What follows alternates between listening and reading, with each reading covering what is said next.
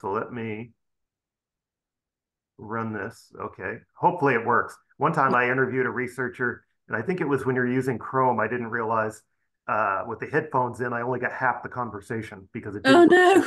entire thing. And I didn't realize once I'm going back on it that I was missing it. So yeah, I just want to know kind of what your association with Osiris-REX and what you're doing currently. Yeah, so yeah, working as part of the sample analysis team of Osiris-REX. So I'm a deputy lead for the mineralogy working group, and yeah, just busy looking through Bennu grains, grain by tiny grain at the moment. So it's yeah, it's a really exciting time. So in our lab in London, we do X-ray diffraction to look at the mineralogy and electron microscopy to look at the minerals um, and also various chemical techniques to get the bulk chemistry as well. So that's what we're busy doing here in London. So you have preliminary samples now. We have samples, yes. Okay. Yeah. Absolutely. Yeah. Yeah. I know they haven't opened the main container on it. They yeah, they haven't, but they've got a lot of sample out already. So they've got 70 grams out already, Okay. just basically because I don't know how much you know about this already, but two of the screws were stuck on Yes. the sample container. But the way it is designed, it has a mylar flap, which is kind of rubbery flap, which is how the samples got in there. And by just pushing the rubber flap down and going in with tweezers, they could grab probably most of the sample anyway. So most of it's out, but hopefully the rest will come out in the next few months. How many grams the national do you guys did you get? 70 or just got a fraction of that? Yeah, yeah, not all Yeah. 70 grams. Okay. Yeah, I didn't think so so. it's about 70 grams to come out altogether, and we've got Oh, about together. 100 Okay. milligrams in London. So we've got zero point 0.1 of a gram. Okay. Yeah. Point one. Yeah, which sounds like a really tiny amount, but It actually is. it's about a teaspoonful. And to us, it's loads. And especially because we've been used to looking at Hayabusa 2. And of course, the whole sample there was only 5 grams. And so researchers Yeah, around it the was world really have tiny. got one tiny grain each. So having loads of tiny grains is sort of amazing for us. I know I load my French press with 50 grams of coffee. So, I mean, Americans, we're not used to thinking, we're thinking in pounds and ounces, but it's like, it gives me some kind of context to how tiny less than a gram or a tenth of a gram really is. Yeah. Well, although, so Bennu is one of the things we found it's so porous. If you look at it in the electron microscope, it's just the grains are just kind of stuck together. Like there'll be two grains like this, and there'll just be tiny bits stuck together, and then another one up here. And it's just so porous. And that means that even though it's a tiny amount in mass, it sort of occupies more than you think. So yeah, so it's a good teaspoonful Was that that we've got. expect And was that expected to see on the samples? You're talking about grains stuck together like that? Personally, I wasn't expecting it, although maybe we should have expected it. So we did Yeah. know that Bennu was a rubble pile. So in sort of macro sense, we knew it was boulders that are very loosely kind of stuck together. But I think what at least didn't appreciate is that that goes down to really tiny scales as well. That porosity is at all scales, and part of the reason it was a surprise to me is because me and a lot of people on the sample analysis team are used to looking at meteorites. So most Yes. meteorites are fragments of asteroids that have come to Earth naturally. But the only ones that come to Earth naturally are the ones that have a bit of strength about them, because if it was something like Bennu hitting the atmosphere, it would just all completely break up straight away. So that's why we're not that familiar with looking at this kind of sample. Okay. Or this, yeah, with these kind of physical characteristics. In some ways, it's kind of the same as some of our meteorites, but in some ways, it's sort of different. So yeah, I it's really interesting. I had a quick question. We were talking about some of the screws being stuck on the main container, and you may or may not know.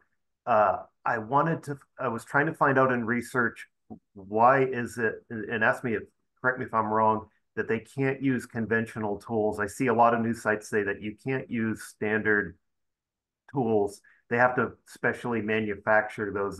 It has something to do with not contaminating the samples, correct? Like you can't use Yes, carbon exactly. So yeah, steel. I saw your email with your list of Yes. yes. So I saw your email with a list of questions about how we're protecting the sample, which included how we're protecting the sample. And sorry, I'd Yeah, already replied to your message saying we could have a Zoom meeting. So yeah, yeah, that's anyway, fine. and that's here to talk to you anyway. But yeah, exactly. So we're trying to protect the sample in numerous ways. One of them is that stainless steel, which makes the iron hard, does that by having carbon in it.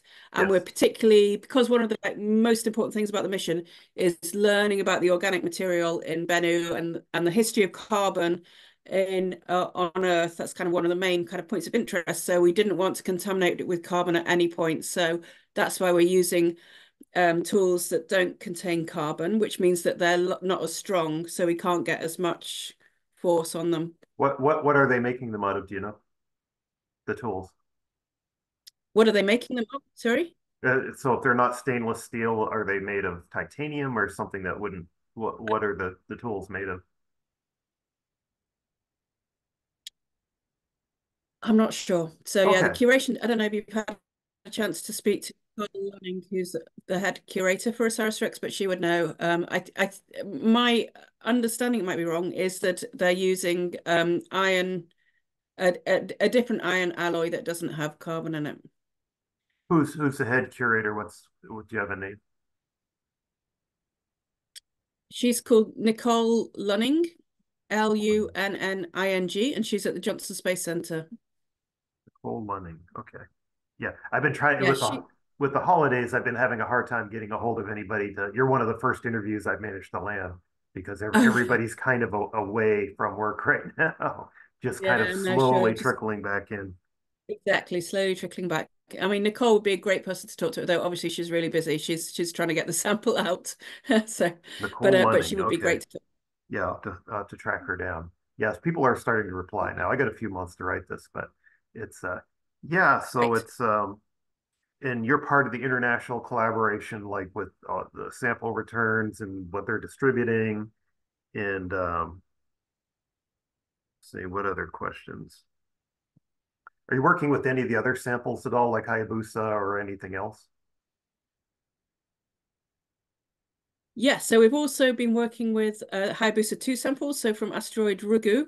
So the third asteroid return sample was Hayabusa 1 to asteroid Itokawa, and we don't have any of that. So only a very, very tiny amount of Yes. material from Hayabusa came back. As I'm sure you know, there were some issues with I think that it was like mission. But micrograms or yeah, something. Hayabusa Yeah. 2 we've been working with. Yeah, yeah. Yeah, Hayabusa 2, we've been working with, and that's really interesting because it's quite interesting to compare Ragu and Bennu to each other because in some ways they're quite similar. They're both carbon-rich asteroids, but they don't look exactly the same. So it's kind of interesting to compare and contrast them. I thought it was interesting that both asteroids, Bennu and Ryugu, even from a distance, when you first saw them, they have the same shape. Like they've got that diamond kind of rough shape to them. That seemed to me was kind of a surprise. I don't know if there's any thoughts on. Yeah. Yes, well, I think that was a surprise, and I think it's the shape that you kind of expect something to go into. If it's a rubble pile that's spinning around, it tends to make this kind of spinning top shape. Um, yeah, and that's one of the signs that it's a rubble pile. But before the missions were launched, we didn't know that much about the shape of them at all. They were just kind of looking from Earth. They were just fuzzy blobs, so we didn't know very much about the shape. And of course, Itakawa, the other sample target, has got a completely different shape. It looks like a potato. So yeah. So it's not true of all asteroids, but maybe it's more true of the carbon-rich ones. We don't know. Yeah, from Hayabusa 1 was Isakawa. Yeah, I remember that. Yeah, they had a lot of problems Yeah. with that mission. Yeah, but it was remarkable. They did manage to get a few little dust grain. Like I said, it was on the scale of micrograms, I believe. I was trying to see what the exact amount, and it was really teeny that they got back. But that Yeah, was kind of really interesting. teeny. But yeah, it's incredible they got anything back. You're right. And there's a movie in Japan about the mission, or even more than one movie with, sort of the heroic scientists getting the sample back. Are you guys working with any moon samples like any of the Chang'e, like was it Chang'e 5 just returned 2021 No, or so? no, we're not on that team, but of course, yeah, the moon is the next big thing. So it Yes. sounds like the Peregrine mission might not be doing very well, Yes, but I was tasked to write about that yesterday, and I no sooner had oh the God. article done than I started seeing messages about it's having problems already. So I had to start scrambling to rewrite the article. But Oh God. yeah, so it sounds like Awful. right now they stabilized it. It was having Oh, really? problems. It was having problems charging. It couldn't point toward the sun correctly. And it's like, well, it's solar powered, so it's going to be a loss if they can't charge it. They got it stabilized, but it's kind of Okay, good. they don't know. It's a thruster problem they're having if they're going to be able to land next month. So that's too bad because the CLIPS missions really they've been the commercial lunar payload services missions NASA's been doing. That's been delayed for years. This is the first one, Yeah, and to have a problem right out the gate, that's not good. But yeah, it's a busy it year is really already a in space shame. flight. Yeah, yeah. Well, I hope pardon? It's a busy It's year in space flight so, already, sorry. so it's a delay. Yeah, Yeah, yeah, yeah. So you guys yeah. are But I think it's go ahead. Good.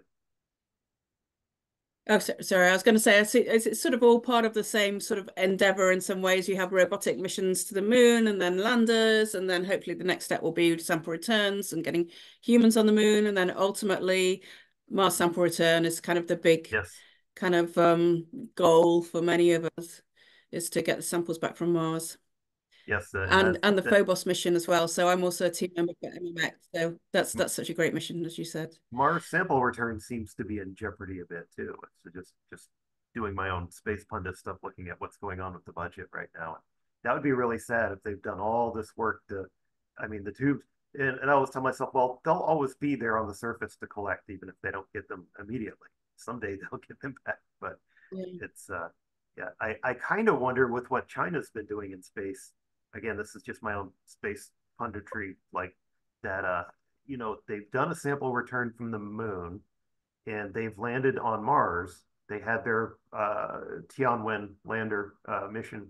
If you could mash the two missions together, I wonder if China might be able to do a sample return mission before we do even. So again, just me talking, but Yeah. Yeah. Well, I know. So I know from the Japanese side, that's what they're worried about, that they want MMX to be the first yes, sample return mission to the Mars neighborhood. And they're worried that about being gazumped by China. That's yeah. yes.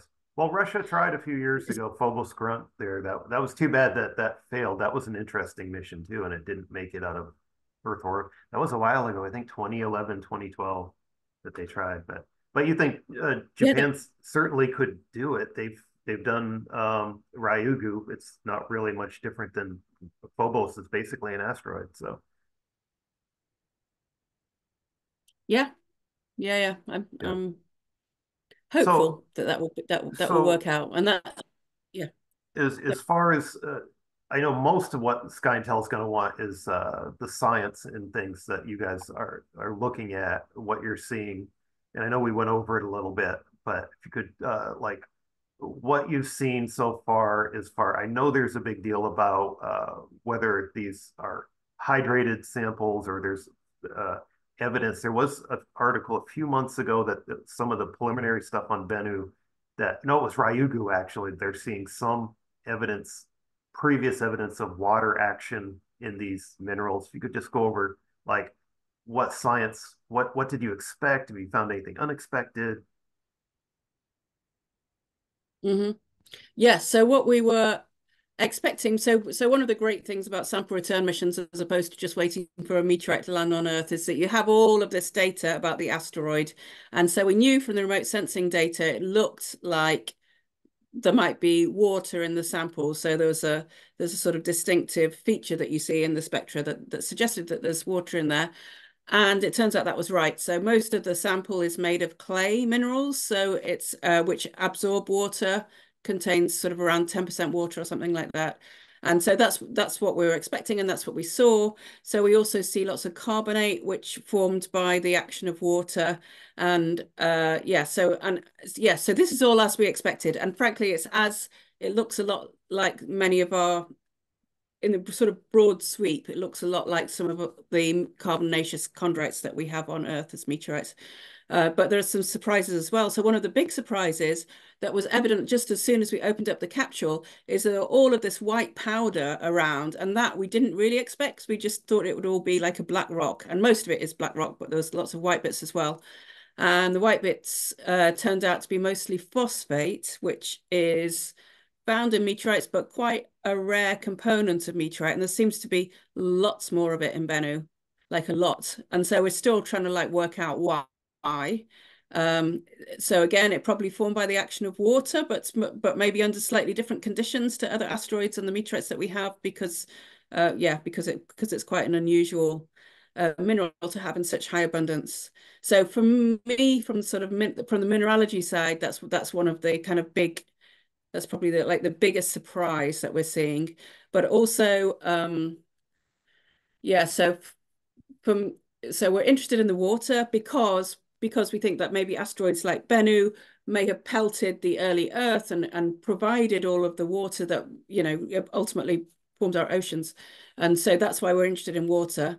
I guess I was hoping that it wouldn't be completely kind of trashed by the water, wouldn't be completely water damaged, that there'd also be some pristine grains that were protoplanetary dust grains that got Yes. incorporated into the asteroids and basically have survived all of this high water rock ratios, and there are so that's personally been the focus of my research is looking at there are silicate minerals, olivine and pyroxene grains that were protoplanetary disk components. So we're working on those and to try and work out like whether they're from the inner disk or the outer disk, and or if they're all the same or if they're different.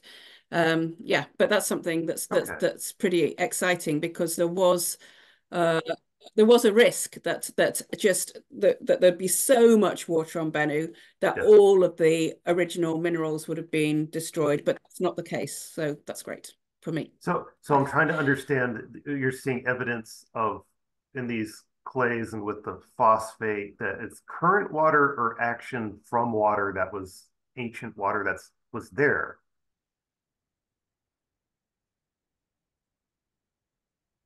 Yes, so we think that Bennu or its parent asteroid accreted beyond the snow line, so in the outermost part of the solar system, and probably accreted with a mixture of dust and rich carbonaceous grains and ice. And then after it accreted, there was enough radioactive decay that heated it up, that actually made the ice all melt, and then the ice just sort of reacted with the rocks, the original kind of dust grains, to make things like the clay minerals that actually have water trapped in their structure. Okay, interesting. And this has implications, like you said. I'm just trying to get it into my brain. This has implications of where water we have on Earth and why there's currently where our water may have come from.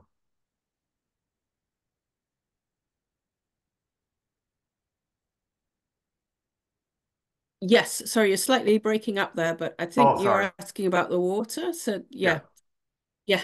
yeah, No, so just yeah, exactly. So yeah, one of the main, I'm sure you know the weird name Osiris-REX actually says what the aims of the mission were, and the yes. O in Osiris-REX is about origins, and a lot of that sort of heading is all about finding out how yeah, not only finding out about the sort of pre-planetary disk and that sort of thing, which is the environment which the precursor to Bennu formed, but also find out about how the Earth got its carbon and volatile material and water.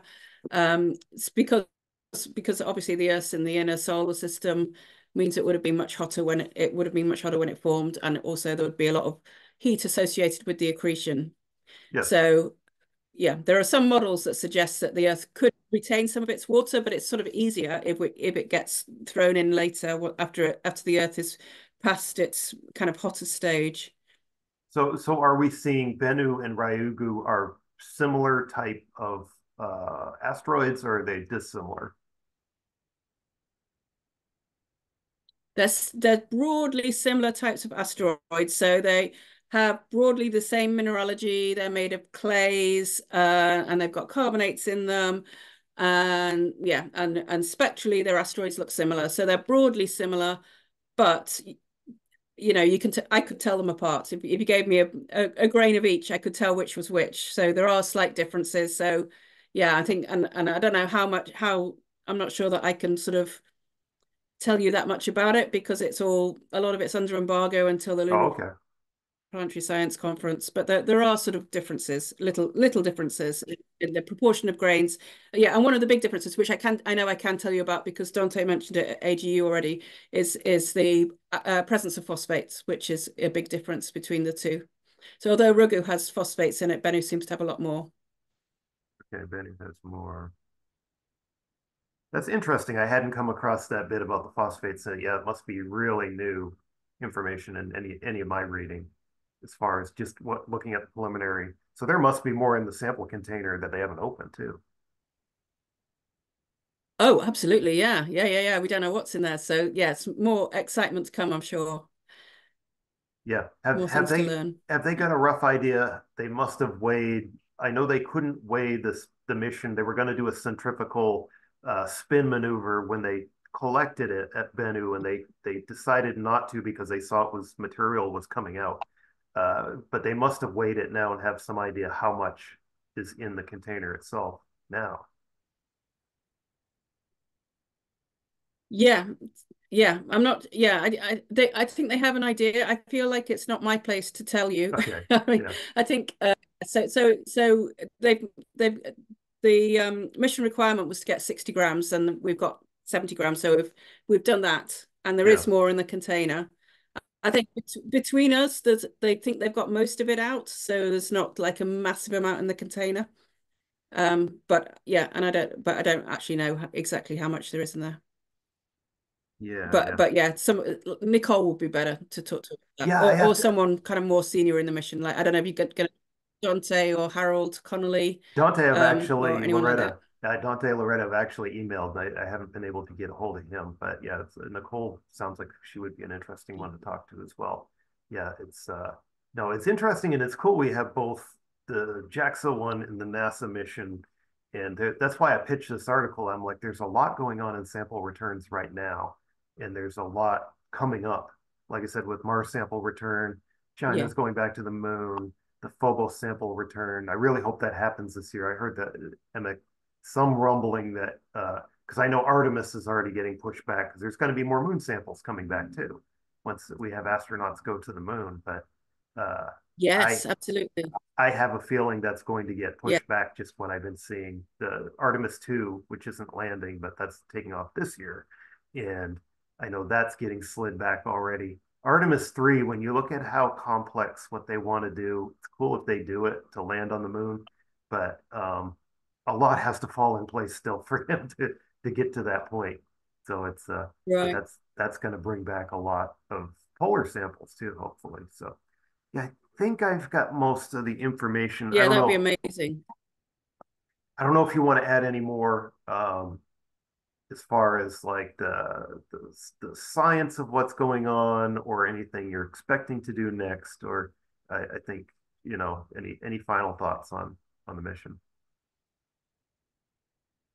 I don't know, just about sample return missions in general. I'm sure you're sort of on top of this, but they're my absolute favorite type of mission, and that is because once you've got a sample on Earth, you've got it forever on Earth, and so it's not just the Osiris-REX sample mission team have got this sort of list of things that they want to find out, sort of things that they can think of, but we don't know what people in 50 years' time will find important. And so I work at a natural history museum, and it sort of comes very much home to me that we've got samples in our museum in London that were collected in Australia in the 1700s by Joseph Banks.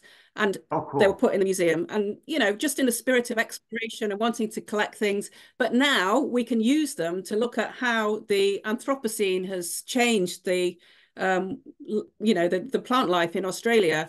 And that's a thing that Joseph Banks would never have been Yeah, in his head that would be an issue. And so in the same way the samples we're collecting now, and as you say, we're at this new era of things exploding in sample return missions. And I sort of think in 200 or 300 years' time, these are going to be so precious because they're going to be used to answer questions that we can't even think about. We have no idea about, but there's going to be some really cool things that can be done on them forever. So they're a space mission that lasts forever. I thought that was an interesting point. Yeah, and I know like they're still looking at the Apollo samples today, and this is 50 years later. Like Exactly. so Yes. you guys are making Yes. sure there may be technology 50 years from now that we don't have to examine these, that they're still making sure that for that eventuality that they can still be examined. That's interesting. Yeah, yeah, and yeah, the Apollo missions are such a great example. So when the Apollo missions came back, the rocks, the scientists at the time said, these are bone dry, they don't have any water in them. But now we know with our new equipment that's more sensitive, we can see there is water in them, and that matches what we see spectrally as well. And yeah, so that opens up a whole new field that people can start working on, and it's really important for sending humans to the moon. Yeah, so it's really exciting to go back to these samples years later and find out new stuff. Well, I just think it's cool, and I want to drive this home in this article I'm writing too. That in 50 years, we've gone from when I was a kid, childhood of the 70s, growing up, and you would read about Ceres or Vista, and you would just see like we knew their orbit, we knew basically how bright they were in the sky, but everything else was kind of a question mark as far as how fast do they spin or how fast. Now it's cool. We can discuss like I see papers on the geology of Pluto or stuff from New Horizons and things that we can even discuss these places in geological terms is kind of interesting. Yeah, it's amazing, isn't it, that we can use the same principles that we've used to study our Earth but on completely different bodies that have such different origins and geological histories. It's really fascinating. Yeah, well, I think I've got about everything I need. So, Dr. Russell, thanks for talking to me today. I'll let you know. I'm going to try to get a Pleasure. transcript off this. Hopefully, Zoom recorded everything while it was going this time, so I don't lose half the conversation. But yeah, so I know you're busy, so thanks for talking to me today. Right. All right. Pleasure. Good luck with the article. All right, thanks. Bye.